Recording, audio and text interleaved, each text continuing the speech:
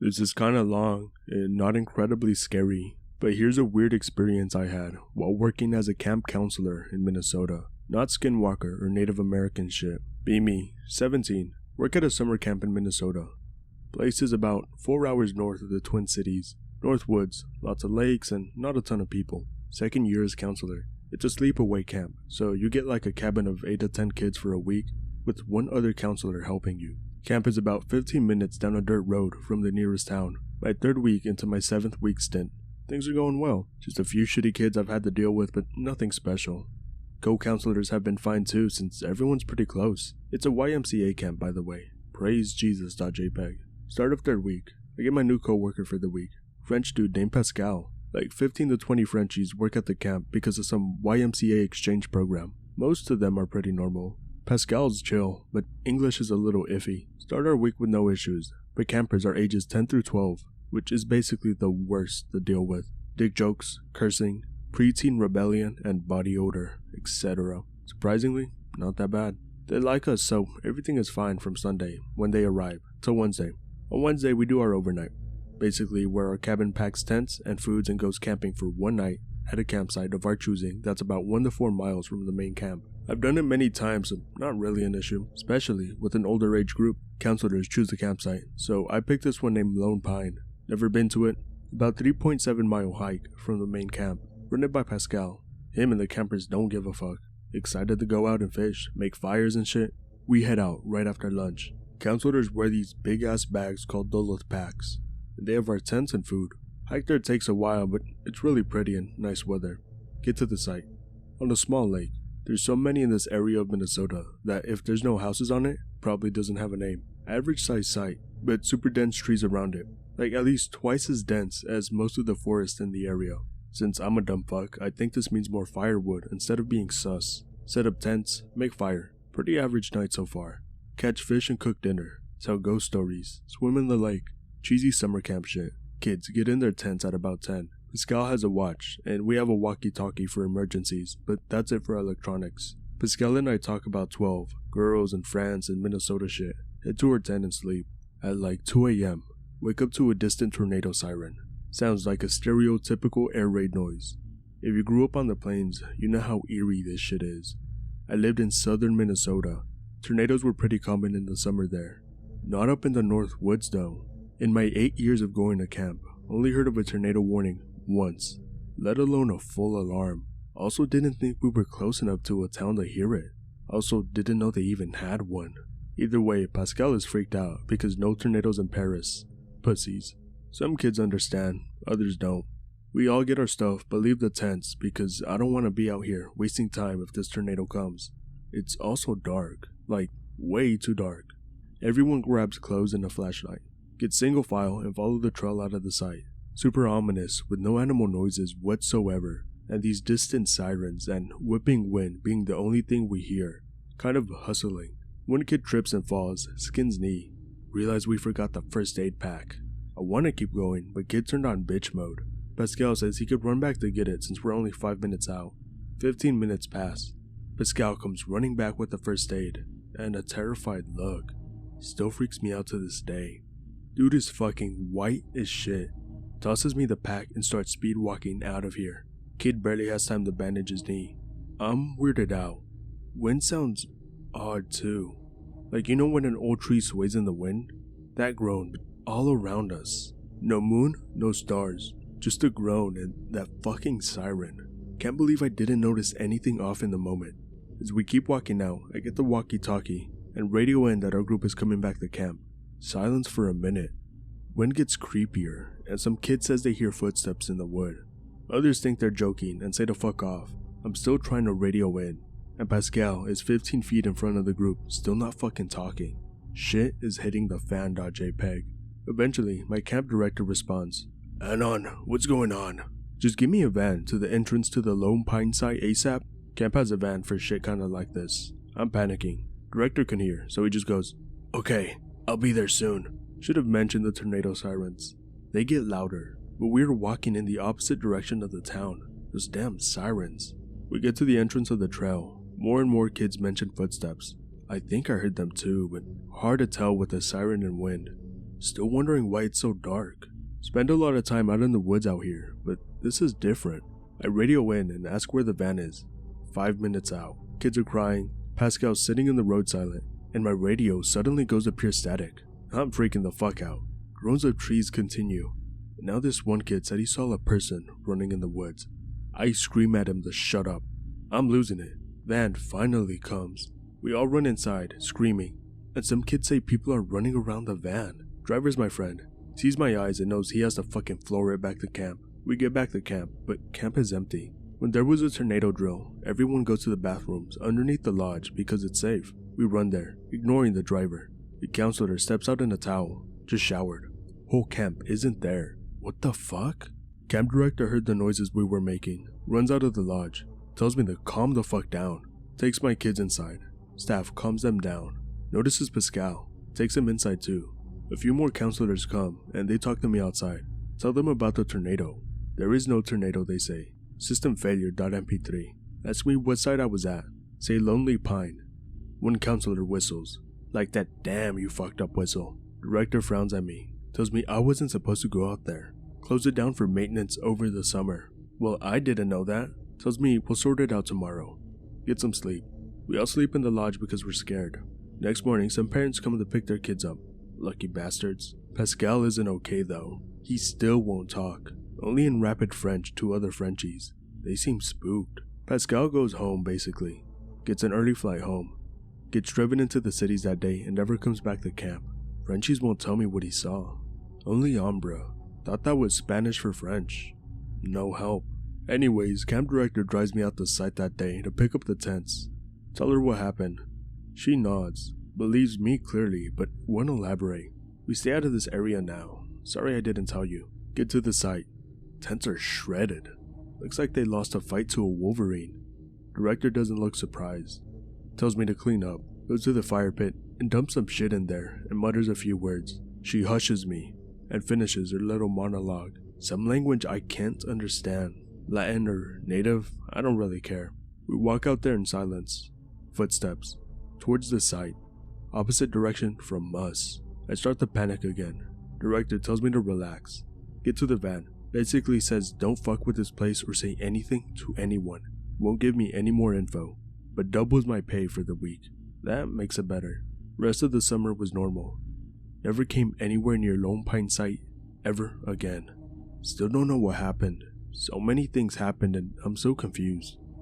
Know about Wendigos, but doesn't seem like it. Sirens still freak me out. Hear them in my dreams sometimes. Not as fucked as Pascal though, Lamau. Any insight to this would be appreciated. OP here. One more thing I forgot to add. The dude who whistled when I said I went to Lone Pine, he camped there earlier in the summer. Took his cabin out there, but a kid woke him up in the middle of the night, absolutely bawling, because he said he heard footsteps in the forest. Counselor thought he was crazy since he was like 9, but kid wouldn't stop, so they had to pack it up and head back to camp. Some weird wind on the way back, with the trees groaning, but he said nothing else weird happened. Not as bad as what happened in my cabin, but odd to see multiple events occurring at this one site. Ombre means shadow in French, but I'm guessing you already looked that up. I got one. Summer 2006.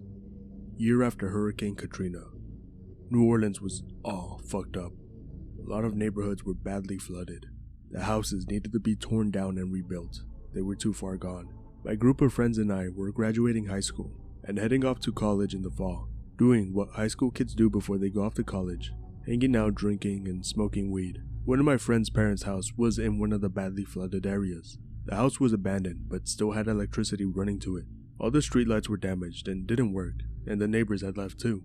Naturally, this was one of the spots where we would gather and act a fool. The upstairs had a large room where we brought keyboards and musical instruments where we would jam. Anyway, one night we decided to gather at the house.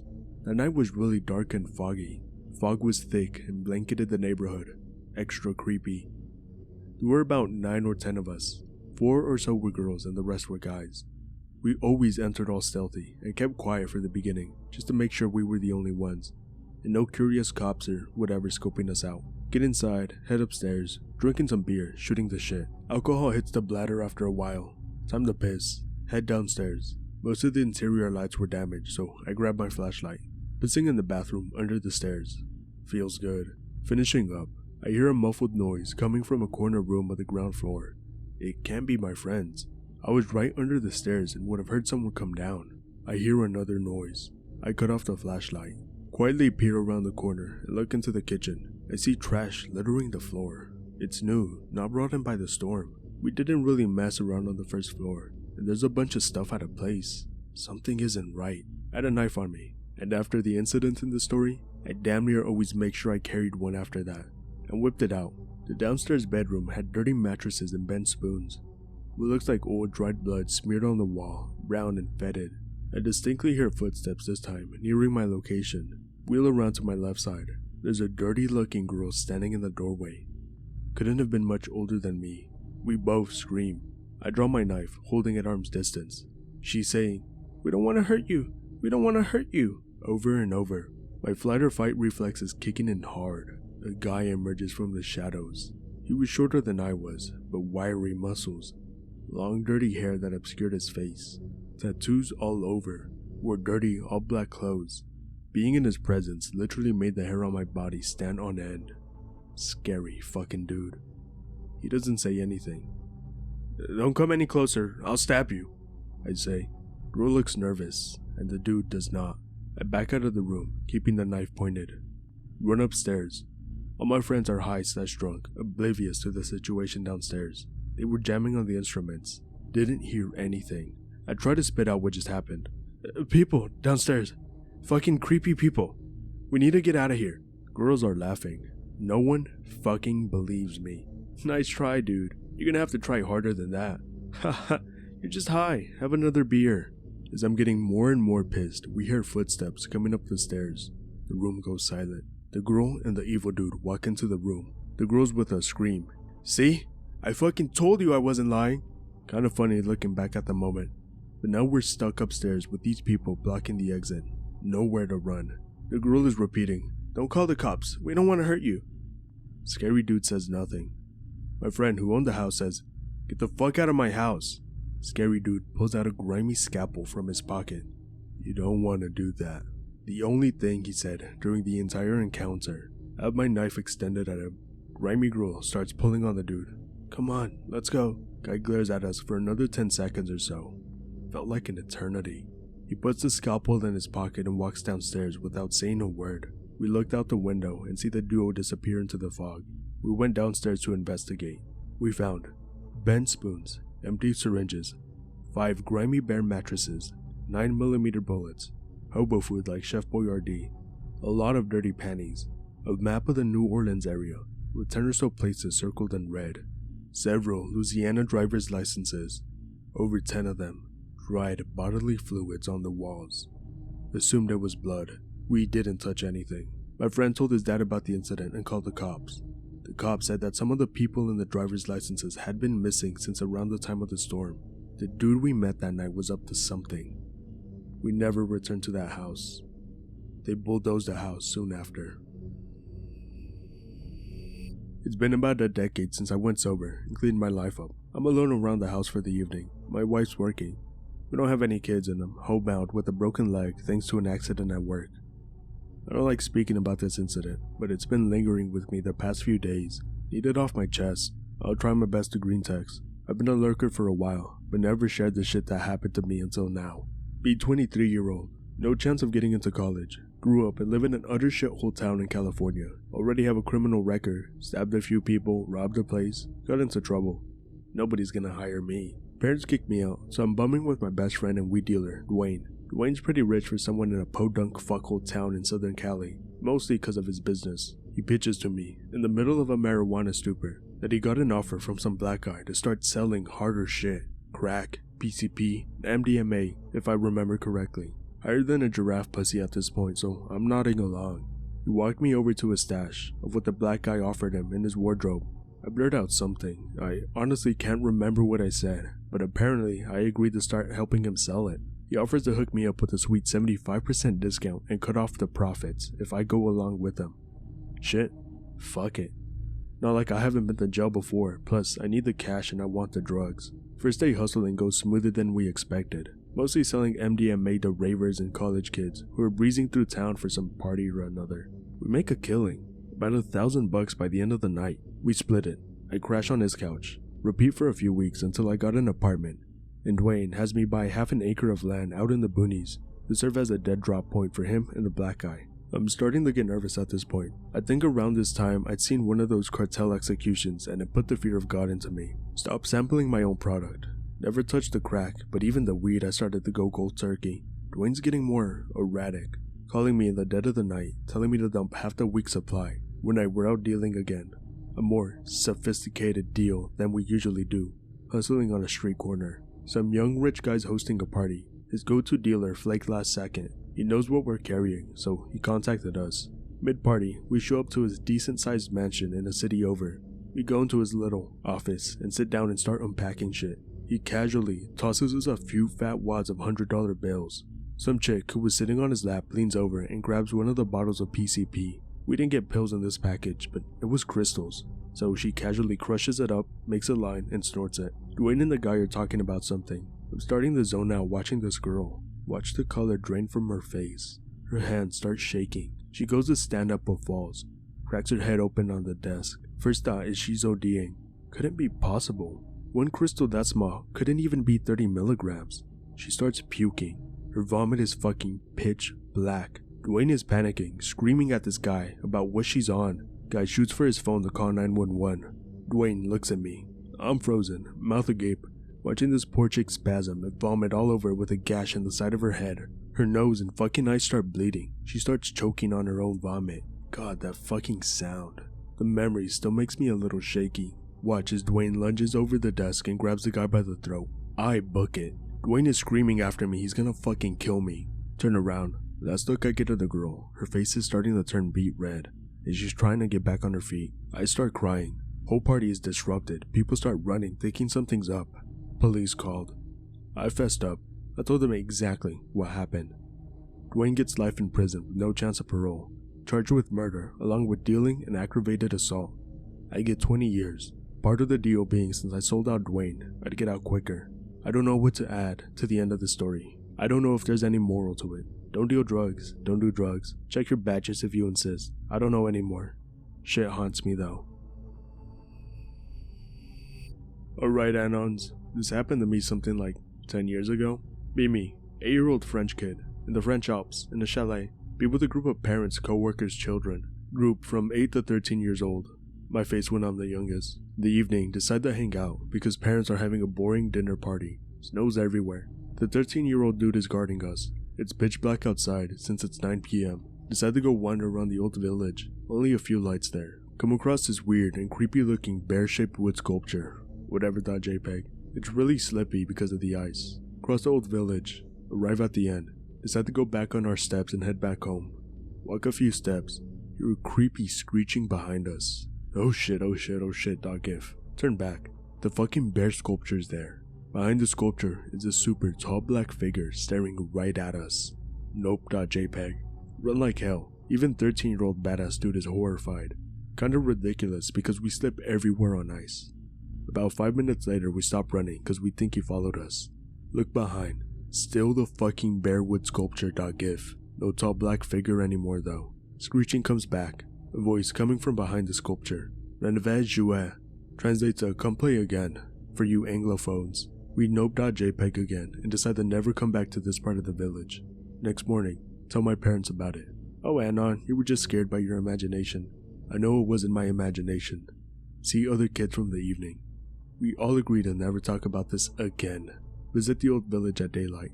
No bear sculpture anymore. Leave the place and eventually never come back. I still don't know what it was. Any ideas? Be me. Be 12 to 14. Going to Aunt's house in Nakaseo, small town in Cali. Plains in all directions as far as I can tell. Nice little piece of land.